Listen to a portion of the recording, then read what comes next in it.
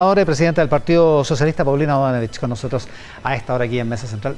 Senadora, muchísimas gracias por la gentileza de estar acá. Hola, buenos días, Iván. Oiga, terminábamos nuestro bloque anterior de análisis con esta situación tan rara que se dio entre el gobierno y el Partido Comunista por la salida de Juan Andrés Lagos de la Subsecretaría del Interior. ¿Qué le parece el episodio? Yo creo que no daba mucho más, ya se dijo todo lo que había que decir. En general yo lo sinteticé diciendo que era mejor cuando los funcionarios antes entraban y salían de los gobiernos en silencio. Creo que uno tiene, y lo dijo también la ministra Toá, los cargos son de decisión finalmente, la permanencia de ellos, del jefe, sea el presidente, el ministro o el subsecretario o quien sea, es así, y yo creo que hay que mantener aquello.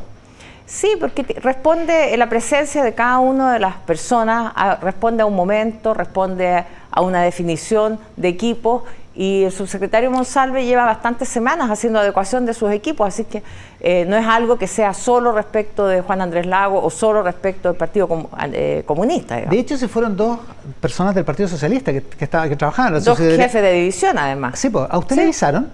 No. ¿Le tendrían que haber avisado? Yo no estimo que tengan que avisarle al partido. ¿Tendrían que darle tampoco a Carmona?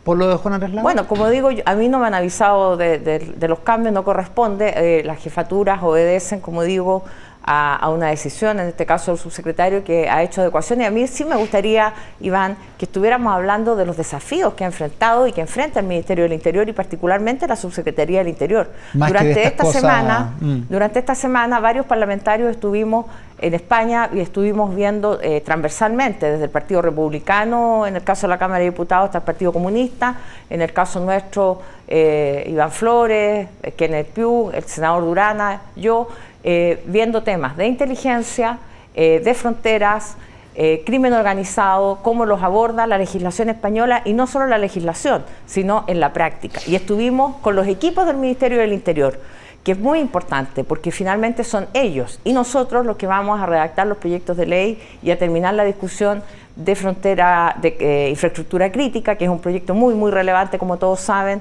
el proyecto de inteligencia que no ha avanzado hace mucho tiempo y que los tenemos que sacar pronto, y por lo tanto a mí me gustaría que hubiéramos hablado de estos temas durante toda esta semana y no de algo particular y personal. Sin duda, parecen harto más importantes. La pregunta es si la eficacia legislativa, la eficacia en la gestión, que por ejemplo promovería ese tipo de temas que usted propone, senadora, está en duda respecto de la posición que tiene el Partido Comunista frente al gobierno y también frente al socialismo democrático.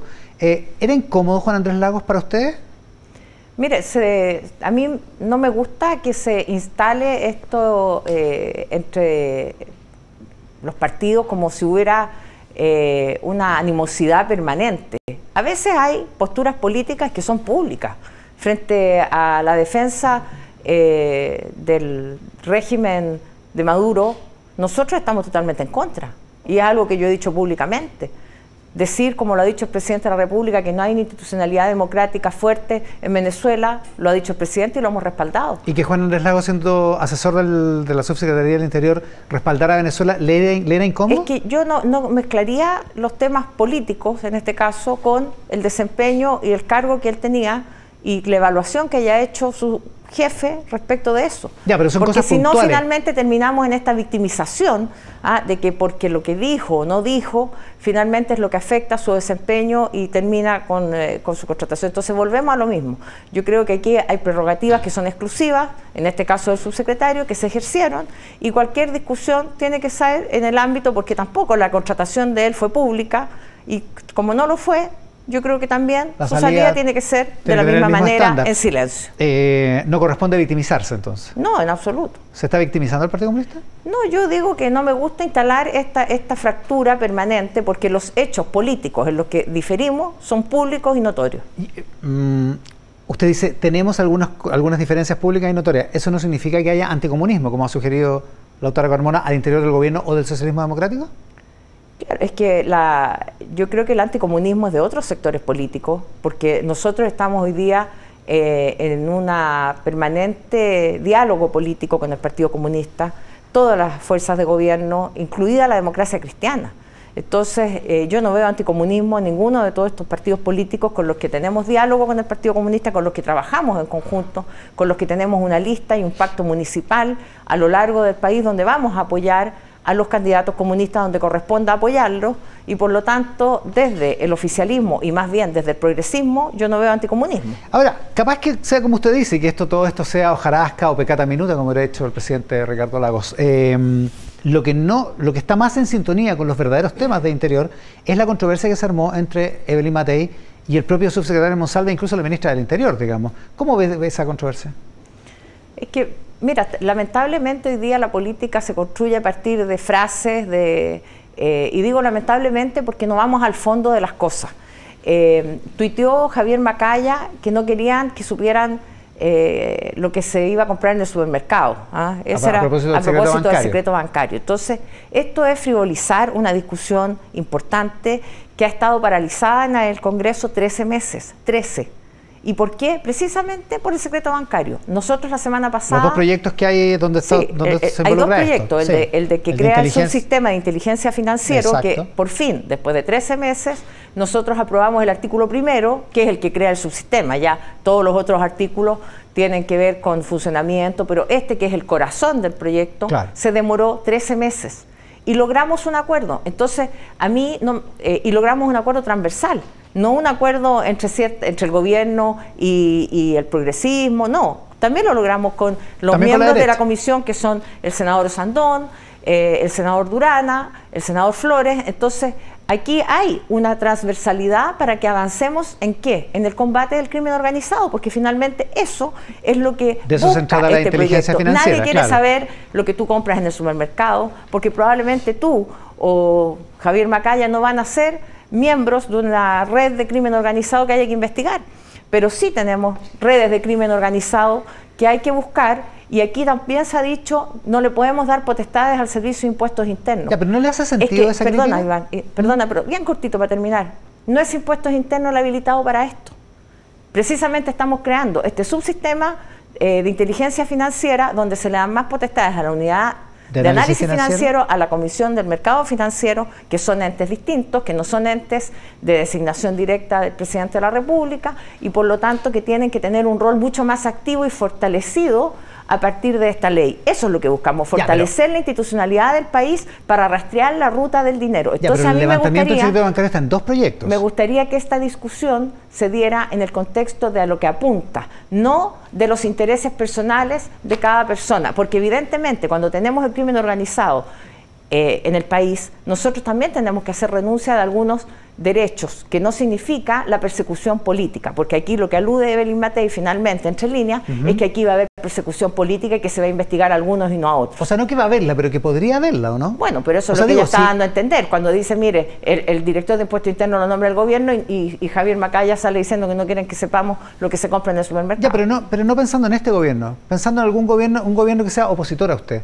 Un gobierno que pudiera perseguirla a usted. Nadie quiere persecución política. No, aquí los que realmente sufrimos la persecución política por años, la muerte, la tortura, fuimos precisamente los que están del lado de la izquierda. Por eso mismo. No queremos la persecución política, no la buscamos, la rechazamos y estimamos que la constitucionalidad, para eso existe la Constitución, para el resguardo de los derechos y libertades de las personas. Por lo tanto, este proyecto, como todo otro proyecto, no puede carecer de vicios de constitucionalidad.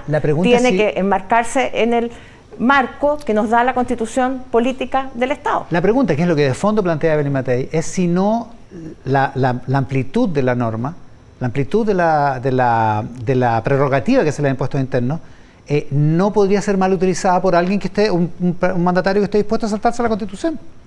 O a estirar los márgenes de la Constitución. Yo les pediría que leyeran el proyecto de ley, lo digo respetuosamente, porque el otro proyecto de ley, que es el que va contra la elusión y la evasión, lo que hace es que la persona que va a ser investigada y que se le van a abrir sus cuentas corrientes tenga que justificar su negativa a que Impuestos Internos investigue.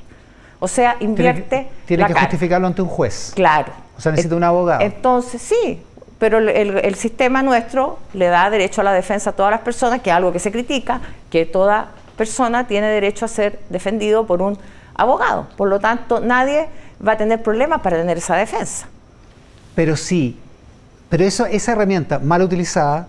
¿Por qué podría ser mal utilizada? Porque alguien podría querer mal utilizarla. Bueno, ¿no? existen o sea, todas digo, si donde está el margen, digo, donde está la posibilidad, podría Impuestos estar, Internos ¿no? dice, le vamos a abrir la cuenta corriente a usted, señor. ¿Qué hace esa persona? Tiene que Dice, contratar a un abogado para ir al tribunal. Abre la cuenta corriente, o si no quiere abrir su cuenta corriente, no necesariamente tiene que contratar a un abogado. Existe la Defensoría Penal Pública, que tiene el deber y el derecho de asistir a toda persona. Por lo tanto, y frente a los órganos que corresponden, al juzgado de garantía, a la Corte de Apelaciones o a la Corte Suprema, tiene que tener un se abogado. Invocará... Contratado gratuito tiene que tener un abogado. Y tiene que ir a los tribunales. Eso es un derecho que la Constitución te garantiza. Claro. El debido proceso y la adecuada defensa letrada. Y por lo tanto tú ejerces tu derecho constitucional. Nadie está pasando por sobre la Constitución. Ahora, la otra situación, si no tienes, no abres tus cuentas corrientes, ¿cómo se va, frente a una investigación judicial, cómo se va a llegar a determinar esa investigación? El origen de los dineros, cómo llegaron ciertos dineros. Entonces, yo diría más bien que aquí concentrémonos en las facultades que se están dando, tienen que ser todas con plena aplicación de la Constitución. Si la norma tiene visos de inconstitucionalidad, se van a representar, probablemente se termine en el Tribunal Constitucional, y si no, va a ser una norma que va a poder entregarle herramientas a los persecutores más amplias de las que tienen hoy día. No podemos cifrar toda la discusión en la desconfianza de las instituciones, porque le hace muy mal al país que partamos una discusión de esta envergadura diciendo, mire, es que entonces el director de impuestos internos va a tratar de buscar... No, de verdad, si nosotros tenemos un problema grave, Iván. Lo que pregunto tenemos es, ¿no podría pasar organizado. eso? No, con otro director de impuestos internos, con otro presidente, ¿no podría pasar eso? Es que nosotros tenemos una institucionalidad que funciona en los tribunales, donde se pueden hacer todas las defensas, donde es que eso frente supone, a la Corte de Apelaciones. Esa institucionalidad supondría, nos tenemos que ir al corte, pero esa institucionalidad supondría que no hay ninguna influencia política en impuestos internos. ¿Usted cree que no hay ninguna influencia política en impuestos internos? ¿Que no ha habido nunca influencia política en impuestos internos? ¿Por qué llevamos todo a la influencia política? Si precisamente porque de eso se trata la democracia, pues, senadora. Iván, estamos buscando fortalecer las instituciones, no debilitarlas.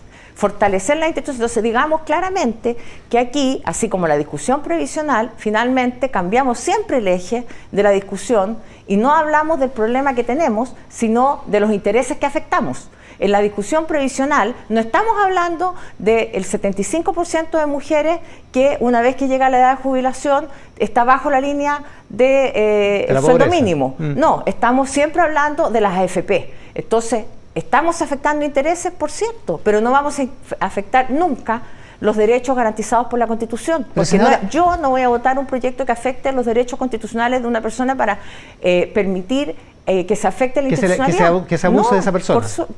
Que se vaya contra la Constitución. O sea, que esté la posibilidad, si eso es lo que digo, si yo no digo que lo vayan a hacer, que pero lo vaya a hacer el actual director de ¿por qué fortalecer la Impuestos institucionalidad, que es lo que buscamos a través de este subsistema de inteligencia financiera, o a través de la norma que termina con la colusión, que termina con la evasión y con la elusión tributaria, que son bienes que todos queremos, digamos, las personas? Si estas normas tienen que ser para favorecer a la ciudadanía. Senadora, para que cerremos esto y nos vayamos a comerciales y después sigamos con otros temas, ¿usted cree que nunca Impuestos Internos ha actuado políticamente? Es que no es el punto si ha actuado o actuaría aquí lo que tenemos. No, pues no es el punto, porque lo que estamos nosotros haciendo con este proyecto, con ambos proyectos... Pero contésteme la pregunta. No voy a caer en esa, no te voy a contestar para dar particular. Sí, pues Iván, pero porque si finalmente es que la discusión no es esa. Cuando Impuestos Internos, hoy día la discusión no es si... Cuando Impuestos Internos presentó denuncias tardías, en el caso SQM, presentó denuncias tardías y hubo muchas boletas falsas que quedaron sobreseídas porque se había pasado el plazo. Pero se hizo todo el procedimiento ante la Fiscalía, y la Fiscalía es un órgano autónomo. Entonces, ¿por qué tenemos tanto temor de impuestos internos? Porque Impuestos Internos tiene la facultad exclusiva. Sí, la Fiscalía no lo tiene. No tiene la facultad exclusiva, tiene la acción exclusiva para denunciar a la Fiscalía. ¿Y si Bueno, impuestos internos denunció a tiempo todo eso? ¿Usted no cree que hubo intervención política? ¿Tiene la facultad ahí? Exclusiva para qué? Para decir que una persona está siendo investigada por fraude tributario que puede tener que ver con crimen organizado. Se hace la denuncia a la Fiscalía. ¿Quién es el órgano persecutor? La Fiscalía, no es impuestos internos. No, por claro, lo tanto, es la Fiscalía no la que te va a pedir el alzamiento y ahí la persona tendrá que excusarse. Exacto, pero impuestos internos tiene que ejercer la acción. ¿Y por qué seguimos entonces en la discusión de impuestos internos? Si lo que estamos haciendo es fortalecer el sistema. Porque ha habido casos en que... Bueno, pero lo vamos a cambiar, por eso lo queremos cambiar. Es que no veo cómo lo están cambiando. Porque en el proyecto de ¿Le están dando una gobernanza nueva a impuestos internos? No, lo que estamos haciendo es otra cosa. Si ella quiere cambiar la gobernanza de impuestos internos, discutámoslo y pongámoslo sobre la mesa. ¿Cuál es el problema? Entonces, ¿qué es lo que están haciendo? Se está creando un subsistema de inteligencia financiera que apunta a seguir la ruta del dinero. Y en ese contexto se le están dando facultades no a impuestos internos, sino que a la unidad de análisis financiera... En el caso de la inteligencia financiera, en el otro caso, el de ilusión y evasión, a impuestos internos, a aduanas y a otros servicios. Ese es otro caso. Ya, vamos a ir al corte. Para que no peleemos más por eso. Si yo no peleo, lo que pasa es que ponen el eje donde no corresponde. Pongámoslo en lo que es el problema que tiene Chile, el crimen organizado. Ana Bodanovich, senadora y presidenta del Partido Socialista. Senadora, ¿usted recibió toda la información que requería para votar esta última ley de normalización de las cuentas eléctricas? Yo creo que todos recibimos la información que se entregó en el Congreso, sí, pero además aquí hubo mesas de trabajo que se llevaron a cabo por harto tiempo, particularmente en el Senado. Juan Luis Castro, senador socialista, presidente de la Comisión de Energía, ha tenido un rol bien destacado en esto y finalmente, nuevamente, ponemos a veces los énfasis en la discusión personal, particular, en la molestia, es lo que dijo alguien. En este caso, la presidenta de la Cámara, Carlos Cariola, que tiene... Y varios otros diputados que han dicho que poco más o menos que no sabían lo que votaron. Claro, pero yo sí pondría los énfasis en esto, en que tenemos leyes que consideran el aumento de las tarifas, que las leyes y los contratos deben cumplirse, y que frente a esta problemática el ministro en su momento, Pardow, lo hizo ver oportunamente, levantó el tema de lo que significaba aplicar este aumento y por eso se tramita esta ley con bastante anticipación, pensando en que el incremento no golpeara a la gente, a la ciudadanía, de una manera importante de una sola vez. Por eso se hace este mecanismo de estabilización, donde entra en vigencia ahora con un 20%, luego en octubre un 30% y en enero otro 50%, y además con algo bastante inédito e histórico, diría yo, que es un subsidio para el 40% más vulnerable de la población. Ahí en ese segmento tenemos para ese segmento, no para todo el 40%. No, para ese segmento 1,5 millones de personas que van a ser beneficiadas con un subsidio, considerando dentro de ese número a las personas que son adultos mayores, a las mujeres jefas de hogar, preferentemente, de manera tal que se aborda esto con un criterio de política pública, con mucha antelación, precaviendo lo que significa este aumento. Es un subsidio cruzado, el fisco pone 20 millones de dólares y el cruce de las grandes empresas son 100 millones de dólares. La pregunta es si alcanza, porque no alcanza ni siquiera para todo el 40% más vulnerable. Ese es el tema. ¿Tiene que haber más plata? Mira, siempre en esto uno puede decir, tiene que haber para todo y tiene que haber más plata, por supuesto, es lo que quisiéramos. Ahora, con una nueva forma o con una vertiente de financiamiento especial. Esto no es un gasto permanente. Siempre se dice para... No, pues porque... Claro, porque para un gasto permanente tú requieres una fuente de ingreso permanente, es bien evidente. Se podría pensarse en una solución transitoria. Pero se ha planteado una solución que a mí me parece que va también en concordancia con lo que debiéramos tener como país, que es una política energética que fue muy bien abordada en el gobierno de la presidenta Bachelet, Máximo Pacheco. Creo que realmente hay que reconocer el esfuerzo que se hizo en ese gobierno y en los cambios que hubo en la matriz energética. Y muchos dicen, oye, pero finalmente no bajó la energía. Sí, la energía hoy día, su costo de producción es menor que el que había en ese momento. Lo que tenemos particularmente hoy día, en los contratos futuros, digamos. Lo que hoy día tenemos es un problema de que no al verse aumentado los precios como correspondía y que están fijados en dólar, tenemos una brecha entre el dólar de hace 4 o 5 años respecto de hoy día. Esa es la diferencia que hay que cubrir, la brecha del dólar. Por lo tanto... Sí, no solo eso. Sí, pero, técnicamente 2/3 de esta alza corresponden al precio de la electricidad. 1/3 corresponde a la deuda que se está pagando. Pero con el cambio que se hizo en el gobierno de la presidenta Bachelet en esta materia, evidentemente... Las cuentas tarde o temprano van a bajar. La energía va a ser más barata. Eso es a lo que hay que propender. Lo que pasa es que pero tenemos otro problema. Tenemos todavía la matriz, dentro de nuestra matriz energética, tenemos las centrales de carbón. Y esas centrales... en nuestro país pagan un impuesto muy bajo comparado con el resto del mundo. Fíjate ¿Y transitoriamente podrían pagar más para solucionar esto? En la lista que hay de los países, uno ve, Chile está como por aquí, todos los otros países pagan más. Nosotros estamos pagando como impuesto $5 por tonelada métrica en circunstancias por tonelada métrica de carbón que se usa para generar claro, electricidad. ¿Ya? Claro, en circunstancias que, no sé, Alemania paga 48, los que ya pagan, el top, digamos, está en Uruguay, $167. Ya, ahora, entonces nosotros estamos muy bajos y cuando se dio esta discusión, o se ha dado, o se ha planteado, inmediatamente salen algunos a decir, no, por ningún motivo se puede plantear este tema.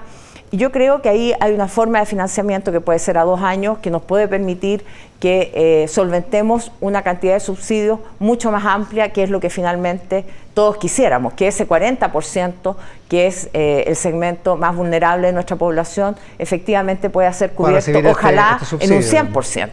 En el 100% de este grupo, de este 40%. Ahora, supongo que usted lo plantea sin afectar la estabilidad de los contratos, que por otra parte le dan estabilidad a todo el sistema, digamos, ¿no? Mira, en esto, por cierto, hay que ser bastante cuidadoso.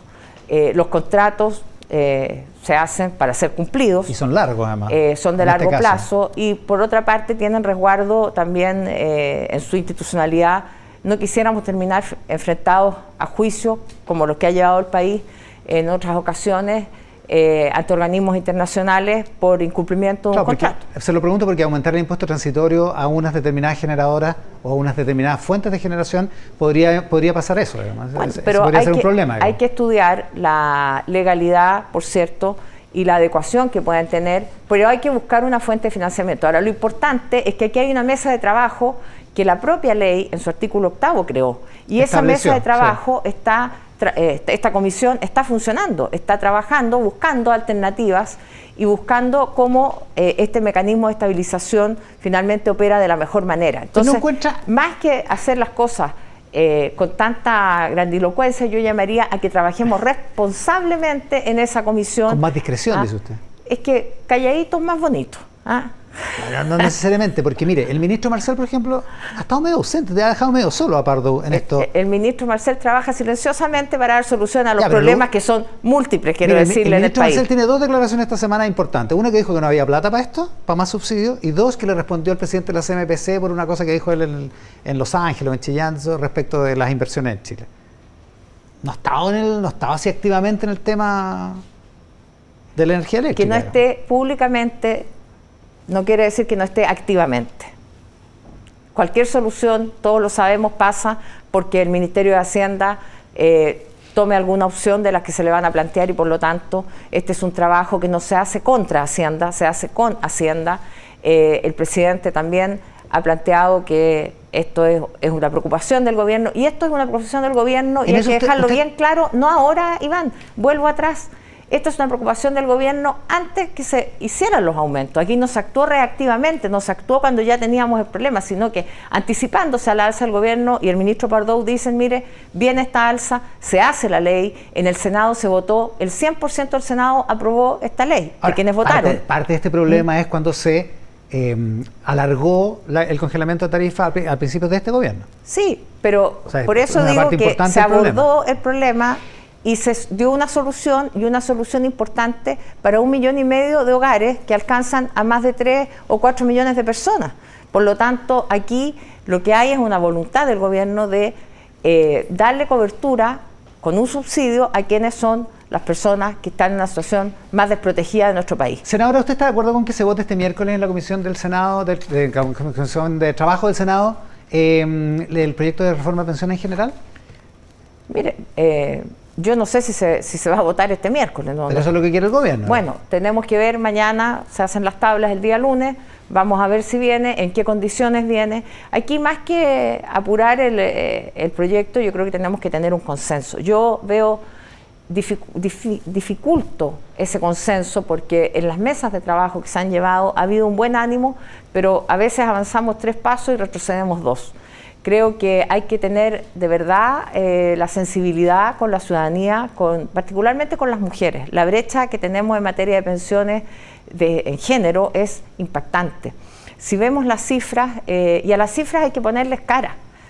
Cuando uno dice, voy a mirar la cifra para no equivocarme, dice que las mujeres tienen en algunos casos, todas aquellas que se pensionaron en Chile en los últimos 12 meses, el 50% quedó con una pensión inferior a 49.000 pesos. Entonces, claro, eso... Porque cotizaron por sueldos bajos y porque además muchas veces mira, no cotizaron, digamos. Y otras mujeres, el salario mínimo está en 460.000 pesos. El 95% de las mujeres que tuvieron pensión estos 12 meses últimos, menor a 460.000 pesos. Pero en las que tuvieron 35 años de cotizaciones es el 70%, Iván. ¿El 70% de las que tuvieron cotizaciones por? Sí, por más de 35 años. Es el 70% están por debajo del sueldo mínimo. Claro, entonces cuando tú empiezas a desmenuzar las cifras y cuando le pones cara, te quiero decir que duele. Yo me fui en el avión con una señora que se puso a conversarme y nos hicimos muy amigas y me dijo que ella, cuando recibió su pensión, después de haber sido profesora de colegios particulares, bien pagada, por 40 años se puso a llorar, porque su pensión era de 500.000 pesos.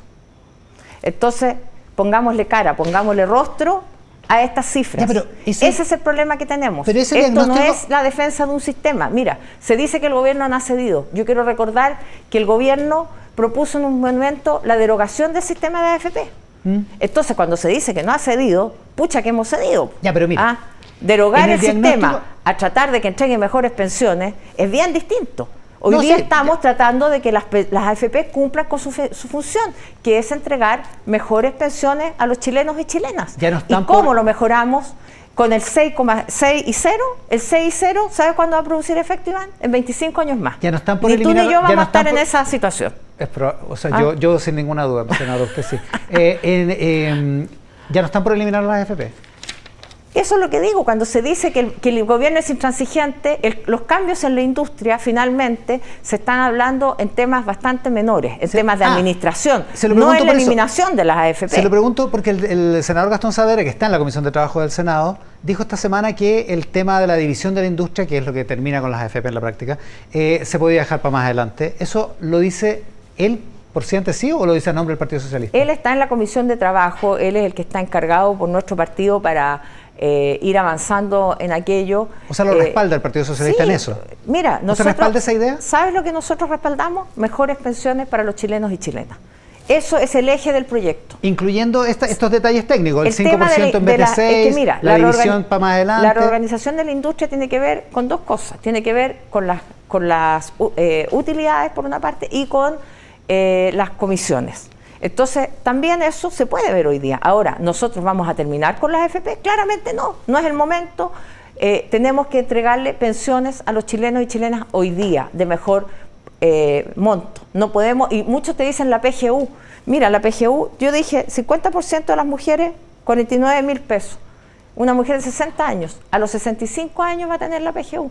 O sea, hay 5 años que las tenemos viviendo con una cantidad de plata de miseria. Pero se puede. Entonces pongámonos la mano en el corazón. Pesos no da ni para llamar la jubilación. Anoche tristemente perdió Chile en el partido y todos cantan con la mano en el corazón. Yo le pido a la derecha que se ponga la mano en el corazón, que se ponga la mano en el corazón y mire el rostro de esas mujeres a lo largo de Chile que no tienen más que 49.558 pesos para vivir entre los 60 y los 65 años. ¿Cuál es la respuesta que le vamos a dar a ellas? Justo detrás de la cámara que está mirando está el senador Manuel José Sandón, que viene en el siguiente bloque. Por eso le hablé a la cámara. Así que le vamos a preguntar eso mismo. Senadora, muchísimas gracias por la gentileza. Muchas gracias, muy buenas tardes.